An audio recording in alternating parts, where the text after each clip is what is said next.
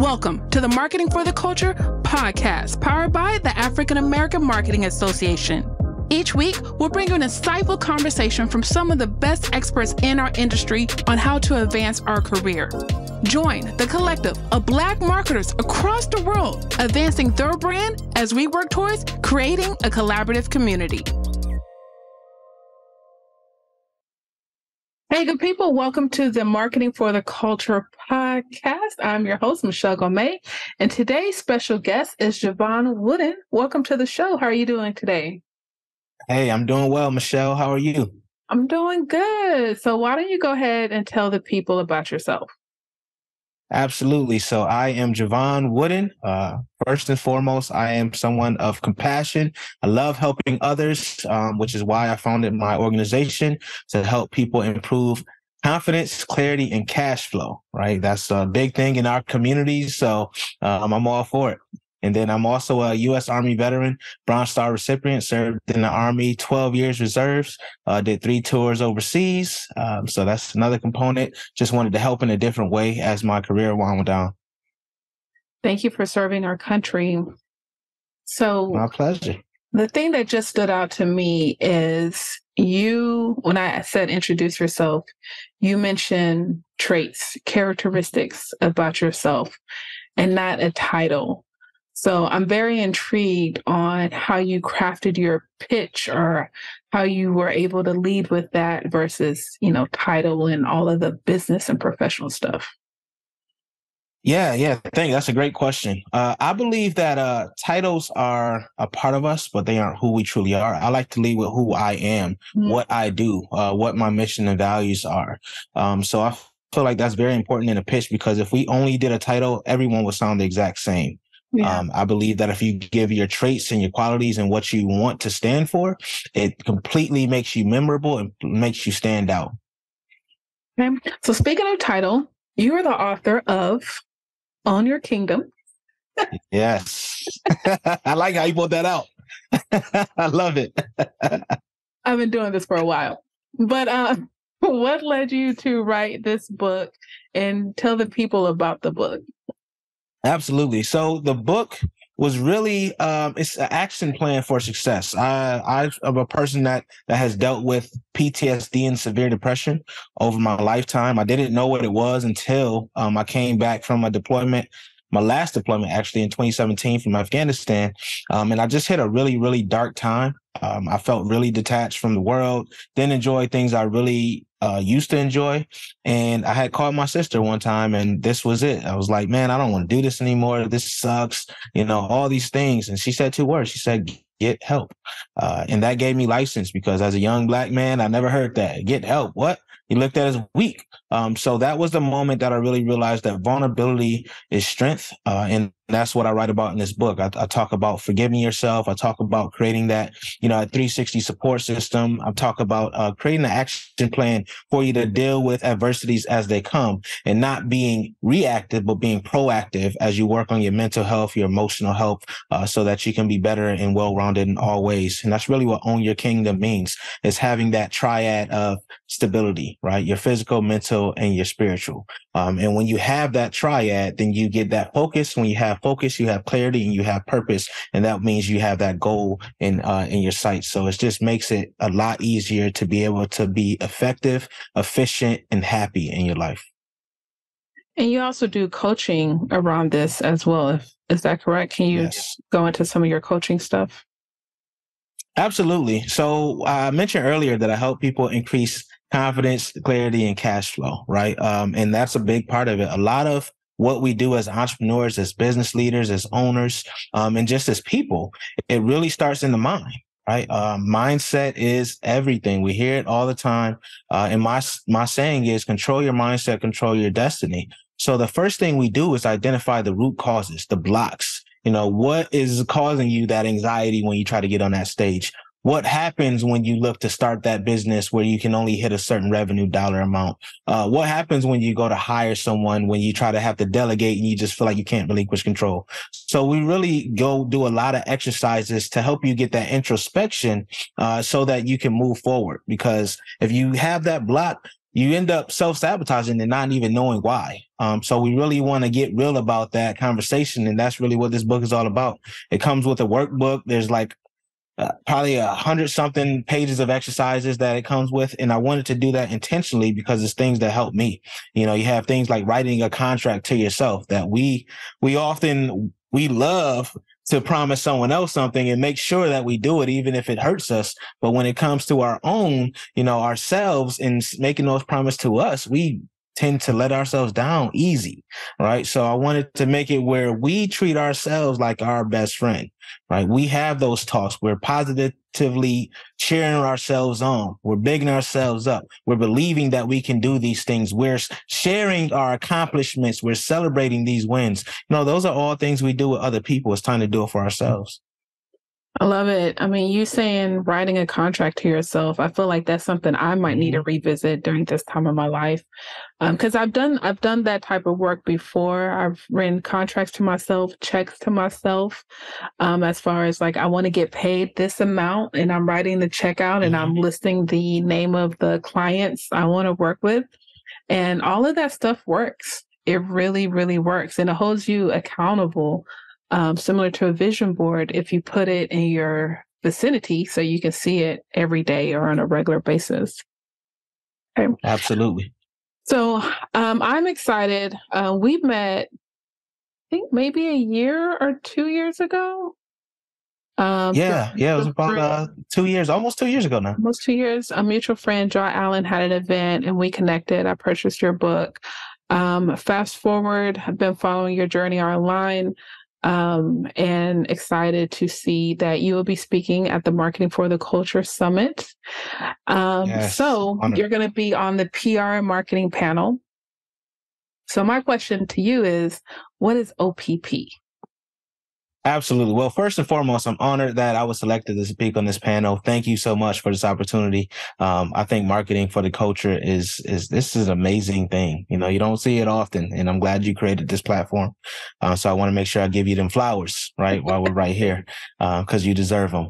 OPP, we all know naughty by nature, right? But I took a spin on that, right? And instead of other people's property, I said other people's platforms, right? So other people's platforms involves media, involves stages, podcasts, blogs, anything someone else has created that you can leverage, right? And that goes for collaborating on social media, right? I was going live when I first started. I just selected random people who are along the same lines of my niche, and I would reach out to them and say, hey, would you mind collaborating? And most of them didn't know me at all, but they'd be like, yeah, sure, cool. And I think that this is so powerful to use other people's platforms as you work, no matter what stage you're in your business, because it allows you to cross-pollinate with one another. And then it develops these networks of people that you wouldn't reach otherwise, no matter how many ads you run, etc., right? Because those eyes were for someone else. So when you leverage other people's platforms, it just allows you to exponentially grow in your revenue and in your network. Yeah, no, I love it. I love it. It's catchy. I love anything that goes back to hip hop roots, at least my hip hop roots, 90s. Right. That's the only ones I know. I don't know anything past like 2000. I don't know. You can't even ask me about. You a hip hop head? I'm like, nah, I'm not. Not today's hip hop head. No. I don't even know what they be saying. I'll be honest. No, but I love it because, it's catchy. And then obviously people in our demographic, we hear it. It's like, okay, so that's a nice spin on things. So obviously you're an author, you're a business strategist. So how has media impacted your brand awareness? Yeah, tremendously. I mean, so many opportunities have come down the pipeline just because the right person has seen me writing for a media outlet, right? And like Verizon, I'm an ambassador for their small business digital ready program. And that only happened because I was writing for other guest blogs, right? And they weren't huge. When I first started, I think I did like Good Men blog, Good Men Project, and then some other smaller ones. And people started seeing me. So it really helped me to expedite the process of building that brand awareness. Right now, of course, there's still a ways to go. Right. I have some aspirations. So I'll continue to do that. But it just has caught like fire. These brands, Entrepreneur and Forbes and Fast Company and Founder and all them, they look at the other brands, and people want what other people want. So if you can land, one of these brands, it just opens you up so many other doors, speaking engagements, other media outlets, interviews on TV, etc. So how did you make the decision between writing articles versus being interviewed? Because I think lots of times people want to be interviewed because of the spotlight or the media spotlight, especially with video and podcasting, versus I'm going to be a guest writer to some of these platforms. Yeah, I think one, you start where you are. It depends on the type of media modalities that you enjoy. Some people don't enjoy being in front of the cameras, so maybe you do want to do a guest blog. For me, it was what I noticed was a gap in what was readily available. I noticed that a lot of people weren't writing on topics that I enjoyed writing about, or at least not how I wrote about them. So I really wanted to write from a take of not all the roses and sunshine of business, but how you get over certain obstacles, right? That really are the crux of business, which is why so many of us fail about before 5 years. So that's why I started writing initially. And now I'm starting to do more like interview style stuff, simply because video has become the main mode for people to learn and get their information. Yeah, that's good. Because I remember a couple of years ago when guest writing was really popular. And then I've been podcasting since 2014. And so you got in early. I got in real early. So I focused. And it's funny because when I released my book in 2014, my goal was to target blogs, do interviews and guest writing. And I stumbled across podcasting. And I was on these early shows, and I'm sure it was just like me and the host listening, because like similar to what you were saying, right? Just collaborating. And it's like, sure, why not? And before you do, it's like I look up and it's like, man, I'm the rookie and the vet, because no one else knows what podcasting is. I got 20 episodes under my belt. Now I'm launching my podcast, and now I'm in a community. Right. Yeah. So I'm a guest on other shows. People are asking to be a guest on my show. I'm like, you're making it easy for me. Absolutely. Why not? That's what happens. That's using exactly other people's platform. Yeah. And I want people to know that you don't have to always start huge, right? Any content that you're creating, especially podcasts now, because typically you're doing audio and video, that is a great way to have a ton of content, right? You get that file. You ask them for the raw form. You can splice that up into as many segments as you want. A lot of podcast guests, you get like quotables, like a content sheet, and that just gives you so much content. So if you're a person who struggles creating content, get on a couple podcasts and just talk. Right? Like we're doing right now. I'm sure we're going to have, like, if this is a 30-minute episode, you got at least 10 snippets that you can take and then post, and then add some, a caption or something to kind of grow it. And then I want people to also know that everything you talk about, typically you could turn into a blog, like it's vice versa. And that's another reason why I like OPP, because I can repurpose it into so many different types of contents and reach people in whatever learning format they prefer. Absolutely. Absolutely. A couple of tricks, like I don't necessarily do this now, but I've done this in the past. And this is how I wrote my second book.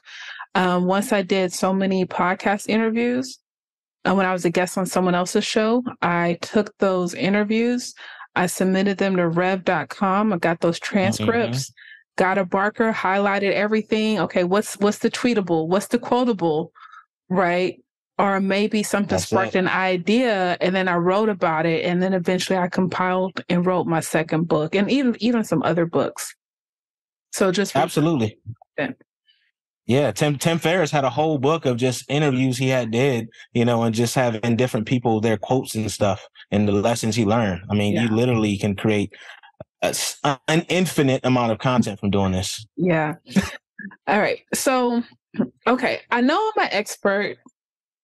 I have my degree, my experience. I've been, my education, whatever that may be. I've been doing this for a while, but I don't know how to pitch myself, right? So can you give us maybe 3 tips or the steps in order for us to pitch ourselves, in order for us to get an interview or a guest column, or, submit an article to a publication? Yeah, I would say now it's easier than ever because we can literally reach out to the core instead of having to get through a lot of gatekeepers. So one of the things I like to do is if I want to write for a guest spot, for instance, I'll find out who the editor in charge for that section is. So if, for instance, if it's Forbes and I want to write a business article, I'll check a couple articles and then I'll read some. And if anything stood out for me, right, I'm going to keep that in mind. And when I pitch this person, once I find their email or their LinkedIn, I'm not going to make it long. It's not going to be drawn out. I'm going to say, hey, I'm Javon Wooden. Notice that you wrote an article recently on X topic. Well, I have an idea for this. Give them the highlight, right? Would you be interested in learning more? Here's a few guest articles that I've wrote before. That's it. That's all I'm going to put on. If they don't answer, then I'll search back. Hey, just wanted to put this to your top of your email list. I understand that you're busy, but I would love to, shoot over my idea. I don't want to spam your inbox. That's it. All right. Then I'm going to pitch it again. Typically, I hear back after the second one. But if I don't, then I'll follow up again and I'll say, hey, just checking in one more time, right? One more time with you to see if you're taking, accepting guest contributions, right? I really want to submit this article on X. Here's a few other topics if you don't find that one interesting, just to give them some options. And then that's it. If they don't answer, move on to the next person. Typically, you can find out who's who, right, on these websites. So like Forbes, they'll have like, hey, how to submit a contribution, how to submit an article idea, and they'll tell you exactly how to pitch. They literally tell you how to pitch. So if you search, for instance, I would say Business Insider, how to submit an article to Business Insider. If you Google that, they'll say pitch guidelines and you just follow those to the T. Well, one of the things I like to do is don't put any catchy subject lines. Put exactly what it is. In the military, we call it bottom line up front. So if it's a guest article pitch, I'm going to put article pitch in parentheses, and I'm going to put the name of the article that I want to submit. All right. And then that's it. If they want to know more about me, they're going to let me know, but I'm not going to submit a whole article in an inbox, right? Typically they have a platform that you want to submit that on. So you're just submitting a header, and at most you'll submit like a intro paragraph, right? A summary of what that article is about. If I want to get on a podcast, there are a couple sites, matchmaker.fm and podcastguest.com. I love those two simply because they're free. Right. And I can find some really great podcasts, actually, whether they're in their niche down. Right. They'll tell you exactly what the niche. Podcast guests will send you an email with like 10 emails or 10 podcasts within your niche that you are interested in. And then you can also feature yourself as a top guest if you'd like. But it just allows you to reach out based on your niche, based on what you want to talk about. And it'll show you if they're accepting guests or if they're not, if they're doing ad swaps, if they're looking to collaborate in different ways, they can literally put that on their profile. So it's just different ways to do it. I don't believe in going to a podcast and like some of them charge me. I'm not going to pay for a podcast, right? Simply because I don't know if who's seeing it, what's seeing it, if they're even my niche. They can fudge the numbers all they want. And then when it comes to speaking engagements, it's the same thing as pitching for guest articles. Really, like, for instance, if you're just starting, you can go on like an Eventbrite or allevents.in and just look at what events interested you. Right. If it was an annual event, you can reach out to whoever it says that event coordinator was. Reach out to them, shoot them an email. Hey, I noticed that your event just passed. I have this title topic, even if you haven't created the topic. Right. If you have something that was along the lines of what they spoke about, for instance, marketing. Oh, I have this topic on how to create content marketing that connects. Cool. Now they're going to be like, all right, well, we have this other event coming up. Or you can ask, if you're not sure who it is, you can also say, hey, I'm interested in submitting to be a speaker at X conference. Can you tell me who's responsible for booking speakers? That's it. That's your first email, right? And then you can go from there, depending on if they answer or they don't. So people really overcomplicate pitching, but it's really simple. You're literally saying what you need and what you're looking for and how you can help them. That key is, how can you help them? Not asking for any handouts, but just saying, hey, I know I have something that you need. Here it is. You tell me if you want it or not. I can go to the next person, right? You don't want to sound desperate. You just want to sound like you are of value.